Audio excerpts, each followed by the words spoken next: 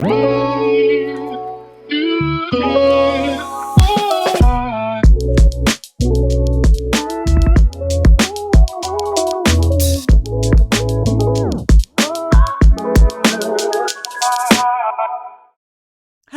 and welcome to Real Menopause Talk. My guest today is Lily Soutter, a registered nutrition practitioner based out of London. Lily can testify to the fact that nutrition is medicine, but it can often be hard to know where to start. Or if you have an already well-balanced diet, it can be difficult to work out exactly what you need to tweak to maximise nutritional benefit. I have to apologise for some cutting out moments here. I had some Wi-Fi issues, as I have no doubt many people are familiar with, having worked from home during the pandemic, but we decided to make the most of our opportunity to chat. Hi, Lily. Thanks for having me on your podcast. It is really lovely to meet you. Thank you for your time today. Tell me a little bit about your background and how you entered the world of nutrition and what excites you about it, what keeps you going each day. So I initially decided to become a nutritionist because when I was a child, I suffered from chronic psoriasis, which is a skin condition which covered me from head to toe. I was taken to lots of different healthcare practitioners, and unfortunately in those days there wasn't many options available to treat it, and nutrition and diet was the one thing that really did help me. So a nutritionist gave me some guidance on what I should do from a dietary aspect, and I was just so amazed at how powerful, food and nutrition could be on symptoms.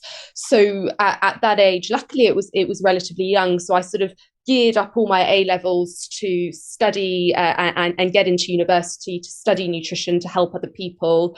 And the degree was looking at human nutrition, but it was also looking a bit at food science, which I thought was quite fascinating. And then I went on to do another 2 years doing nutritional therapy to sort of support individuals giving nutrition. Honestly, there's always something new coming out. So I decided to embark on another degree. So I'm doing an MSc at the moment at Surrey Uni in nutritional medicine. Almost finished that doing the project. And, everything you're learning from a daily basis is there's new research topics coming out, new research studies. So it's just really fascinating. And the reason why I'm wanting to learn more, because not only is it fascinating, but there's so much we can do with food and nutrition and helping other people. Today we're talking about hormonal health and menopause, but there's lots of different areas that we can and reduce the risk of when it comes to nutrition. What would you say are the key pillars of health for, particularly in this instance, perimenopausal and menopausal women, but for overall health? When it comes to general well-being, I think laying down some really good foundations with healthy dietary habits early in life can really help with overall well-being and reducing the risk of some of the health conditions which can be associated with menopause, such as increased risk of heart disease, osteoporosis, all of these factors. And enjoying a nourishing, balanced diet is crucial. If, for example, you're excluding whole food groups, it's really important to make sure that any nutrients which are lacking are made up. For example, calcium, vitamin D are super important for bone health. After 35, we start losing more calcium from our bones, and with menopause, that actually accelerates that bone loss. So we want to ensure that we either slow that bone loss or earlier on in life, we are maximizing our peak bone mass. And so throughout our lives, making sure we're getting in things like enough calcium. We're taking our vitamin D supplements, particularly in the UK during the winter period, which is a government guideline. Enjoying, as I said, that balanced diet, getting in sufficient fibre. As a population, we are consuming just over half of our daily target fibre. Target is 30 grams a day. We're getting in about 15 to 18 grams of fibre per day, which is a big public health issue. And fibre we get from the whole grains, the fruit, vegetables, the nuts, the seeds, the beans, the pulses, just 28% of people in the UK are eating their 5 a day. So making some simple changes within our diet, trying to increase the consumption of fruit and vegetables, over a period of time reduces the risk of associated outcomes. Even things like saturated fats, just looking at kind of our overall intake. We're currently consuming too much of these, and replacing those with some really heart healthy fats like olive oil, avocado are all really beneficial. Looking, I think, at our diet as a whole is super important, and looking also at what can you put into your diet rather than remove. I always think it's better thinking about all the amazing nourishing foods we can enjoy, can make a healthy diet a lot more sustainable. What would you say is relevant to hormonal health in particular, whether it's in your 20s or even younger, or all the way through to the end of menopause? Yeah, so when we are looking at hormonal health, I think that it's super important at any age. Individuals can go on a lot of crash diets, yo-yo dieting, and heavy restriction within the diet can actually affect our hormonal health. It affects sex hormone production. I've seen many clients who have had their period stop, whether that's due to excessive exercise or dietary restriction. And we know not only does that affect hormonal health, but it also affects things like bone health, for example. So getting in that good quality protein, looking at omega-3 fats, for example, from oily fish is important. Those fiber-rich whole grains, plenty of rainbow-coloured vegetables. So making sure it's a balanced diet. The Mediterranean diet, there's no sort of one dietary pattern which is suitable for everybody, but the Mediterranean diet seems to have benefits for many health outcomes. And if you look at that dietary pattern, it doesn't sort of restrict anything, if that makes sense. There's been a bit of alcohol in there, but it's looking at moderation, looking at plenty of fiber-rich plant-based foods in there as well. Looking at things like dietary calcium intake, again, there's quite a big shift towards cutting out dairy products for diet, whether that's due to veganism or food intolerances or just personal preference. But if you're looking at cutting out food groups, just making sure is that calcium for bone health, for example, which is super important when you're going through the menopause. Are you actually getting that from, say, fortified plant-based milks? Are you getting that from other food sources? So you're not lacking in that. And there's also lifestyle factors, which does come and play a role with hormonal health. Stress is huge. When we are under psychological stress, such as, life anxiety, life stresses and work stresses, or physiological stresses such as bodily stresses, excessive exercise, illness, lack of sleep, all of these factors can actually also impact sex hormone production and reproductive health. So it's something else just to look at, and it's important to look at, hormonal health as a holistic picture. If they were lacking in certain areas, so say, for example, cutting out dairy or meat, which lots of people tend to do, particularly at the moment, like you said, either are due to veganism or just general personal preference, what are the key supplements that you would recommend? Or are there some that you would recommend pretty much across the board anyway? Yeah, absolutely. So, vitamin D, as I mentioned, first and foremost, is across the board. Whether you are going through the menopause, whether you're postmenopausal, whether you're at a younger age, it's a government guideline. So for everybody over the age of 4, in the UK, we are advised to take 10 micrograms between October to April of vitamin D. So super important. And those guidelines have been set for bone health. Hello Day does an amazing vitamin D, which actually provides those 10 micrograms. So it's in immunity support, that supplement, and it's a vegan vitamin D, which is quite unique. So for those who are following a vegan diet, you can be sure that it's plant-based.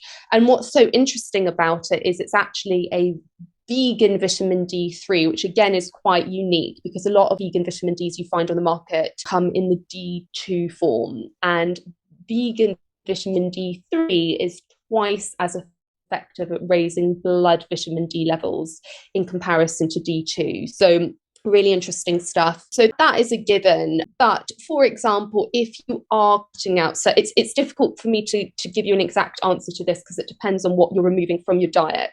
But for example, if you're cutting out food groups like fish, for example, you want to make sure, are you getting in those omega-3s from elsewhere? And if you're not getting them in from plant-based food sources, you could look at, say, an omega-3 supplement. And again, Hello Day do a great vegan algae oil called Brain and Heart Maintain. So really, really good again, which, we can look at plant-based sources of omega-3, such as flax seeds, chia seeds, walnuts, rapeseed oil, all amazing. But the form of omega-3 in there isn't very well converted to the more potent form that you find in oily fish. So what you would need to do is consume those on a regular basis. And people are busy, time poor, so they may not always do that. So the vegan algae oil has a very potent form of omega-3 and on par as what you find in oily fish, which is quite interesting. If you're following a diet which is excluding food groups, just double check what potentially are you lacking. So if you're removing dairy products,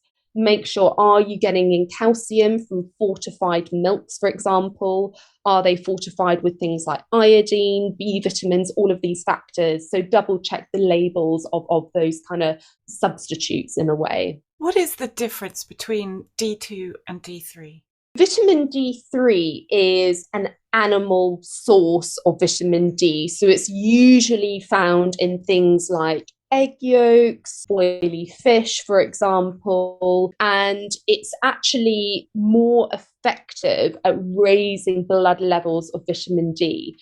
However, interestingly, that algae that I mentioned also has D3 in. So really, really unique. It's slightly different to other vegan vitamin Ds out there on the market. Vitamin D2 is almost like a precursor to that D3. So it's got to be converted to the more active, potent form of vitamin D, which is D3. D2 is usually found in plant-based sources of vitamin D, like sun-ripened mushrooms, for example. And it's still a source of vitamin D. Great to have in the diet, but it's not quite as effective at raising blood levels of vitamin D. What are your thoughts on organic versus non-organic? So organic versus non-organic, it depends on what we are discussing here. We're looking, I guess, at food. It's very much a personal choice as to whether you can actually consume organic or non-organic. So there are pros and cons to both. I can't give a clear-cut answer on that. And that's purely because there's so many different factors to consider here.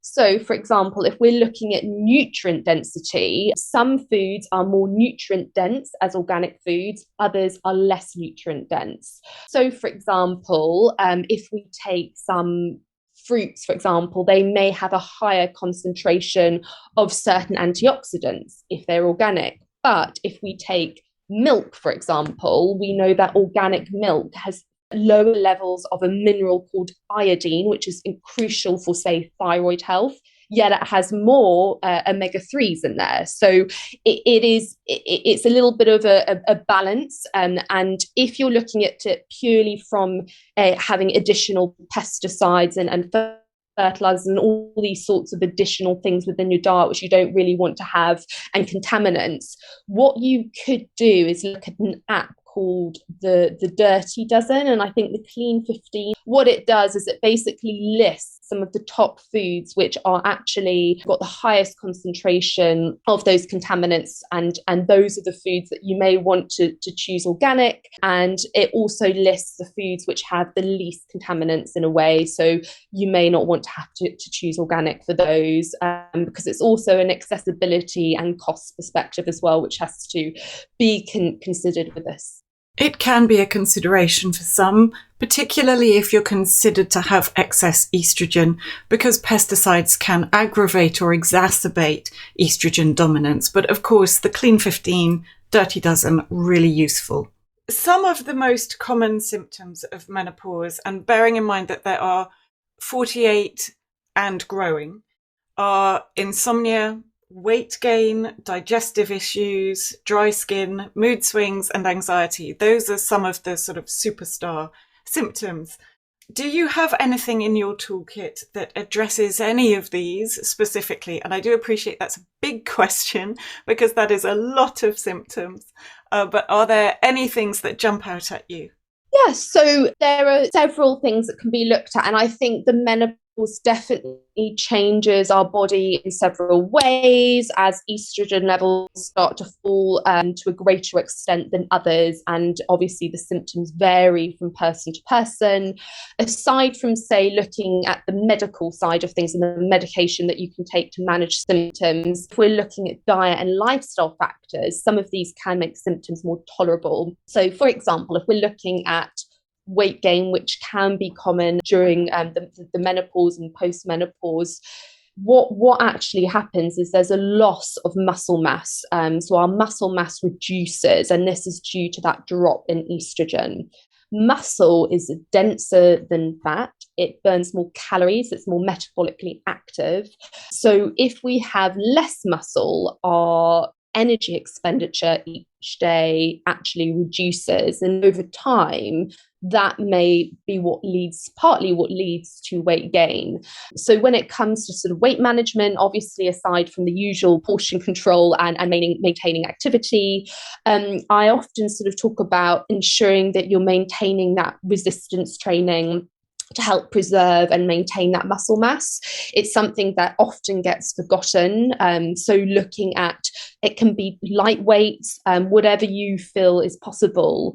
But in the UK, there is a guideline, which again is not very well known about, but to do, if you can, 2 training sessions a week of resistance training or weight bearing exercise, just to help build and preserve that muscle tissue. I often talk about a food plate guide with clients as well. So rather than having to fall into a trap of getting totally bogged down with counting calories, which isn't always accurate, looking at things like filling half your plate, if you can, with rainbow coloured veg. So it's about 2 fistfuls of veg, a quarter of your plate with starchy, whole grain, fiber rich carbohydrates. And that fiber helps to keep us satiated, keeps us fuller for longer. So it could be, for example, whole brown rice, whole grain pasta, bread, or if you're looking at potato, leaving the skin on. There's lots of other options: quinoa, buckwheat. And then the last quarter of the plate is your protein and your fat. So good quality protein, whether that's from animal products like meat or fish, or plant-based products like tofu, tempeh, beans, lentils, chickpeas. And lastly, the fat is a small portion of the dish within that last quarter, but it still plays a role with health. But we're looking at those heart healthy fats like olive oil, avocado. But there's lots of other symptoms that you mentioned. Got those hot flushes. We know that caffeine and alcohol can make symptoms worse. So looking at management with that. Mood swings, anxiety are all factors that can actually manifest. And aside from things like exercise, which is probably one of the most potent but underutilized stress relievers, energy boosters, mood boosters, and lifestyle factors like meditation. At Hello Day, we do a range of different kind of options, plant extracts, which you could consider and may be of benefit. So we've got a product called Stress Relax, which has things like passion flower in, magnesium, all very calming to the body. We know that passion flower is thought to help increase GABA, and GABA is a neurotransmitter that keeps anxiety in check. So it has sort of more calming effects on the body. So we've also got Vitality Balance, which has a blend of different plant extracts. So we've got rhodiola, which is super interesting because it's been researched for individuals who are under a lot of mental stress, mental fatigue, and it's been looked at healthcare workers doing night shifts and looking at work productivity and those individuals who are under a lot of mental stress, mental fatigue. So a whole range of different things that you could look at. People have probably heard about phytoestrogens. These are basically plant estrogens, and they have a similar chemical structure to human estrogen. So they mimic human estrogen and they bind to the estrogen receptor, but they bind in a weaker manner than human estrogen. And if phytoestrogens or phytoestrogenic rich foods are consumed on a regular basis in sufficient quantities, they are thought to have mild estrogen-like effects, which can be useful if obviously your estrogen levels have declined during menopause. So there's studies out there looking at phytoestrogens and consuming them in relation to relieving menopausal symptoms, particularly hot flushes. So it's worth noting that if you are having phytoestrogen-rich foods, you would want to take them for at least 2 to 3 months. For the benefits to be seen. Some individuals see more benefits from consuming phytoestrogens than others, and this is down to your composition of your gut bacteria. So we find phytoestrogen-rich food in things like soy products, so soy milk, soy yogurt, edamame beans, flaxseed, also known as linseeds, rye bread, sesame seeds, chickpeas. But the composition of your gut bacteria can actually determine how well these phytoestrogens exert their effects on the body and have benefits. What that means is if you're having phytoestrogens, just look after your gut as well. Make sure that you're eating enough fiber, which feeds our gut bacteria, that helps it to flourish and grow. So you're getting in lots of plant-based foods. You're supporting your gut health so that these phytoestrogen-rich foods can actually exert those benefits. And lastly, just making sure if you're having phytoestrogen-rich foods like those flaxseed or linseeds or soy products, that you consume them several times a day. It appears to be more effective than having them in a bolus dose or a large dose in one meal. So you want to spread your consumption throughout the day. So it could be a case of having some ground flax seeds on your morning porridge, adding a bit of soy milk later in your coffee or whatever it is, or having some chickpeas or rye bread at lunch, and just spreading your consumption more evenly throughout the day. As we're recording in November, and tips like having flaxseed on your porridge or having some rye bread are always so useful, what would be your seasonal tip? And do you have a favourite recipe at the moment that would benefit women in particular, or that you just enjoy? As we move into winter, during the colder, darker season, it's totally normal to crave comfort foods. And I think that if we are looking at staying healthy, we can look at warming comfort foods. So a lot of soups, stews, casseroles are definitely my favourite. And you can get a lot of those kind of fibre-rich vegetables, whole grains, beans, lentils, chickpeas, all those sorts of things that I was mentioning into those. During this kind of cold winter season, we're at increased risk of catching coughs and colds. It's definitely the cold and flu season, but also our mood's affected with the darker days. So making sure we're enjoying a nourishing diet is absolutely crucial. And I know I've mentioned this already, but if you're in the UK, get your vitamin D supplements in, because there is research coming out about vitamin D and immune health, but also potentially mood. So seasonal affective disorder, all these sorts of things as playing a positive role. Soups are going to be fantastic. I've got some lovely squashes over the weekend and I can't wait to use them. One final question. Obviously, you're too young to be experiencing perimenopause or menopause at the moment. So what is your perception of it from the outside? And is there anything that you would like to change? I do feel it's not spoken about enough. So I don't think there's probably enough awareness and education on it. So even, as a nutritionist, we get taught about this, but for the rest of the population, there's probably not enough education and discussion around the topic. So I do think that if there was more awareness and it was more openly discussed, people would be more, I guess, prepared in a way from a dietary perspective, and also they'd feel more comfortable, and it would be a bit of a less of a taboo in many different settings. So people would be a lot more accepting of the topic. Every woman goes through it no matter what country they're living in. So I think it definitely should be more openly discussed. Thank you so much. Thank you so much for having me. Bye-bye. Thank you. Bye. Take care. You can find Hello Day through the link on our website, and to get 15% off, plus free delivery and a tote bag, use code RMTPodcast.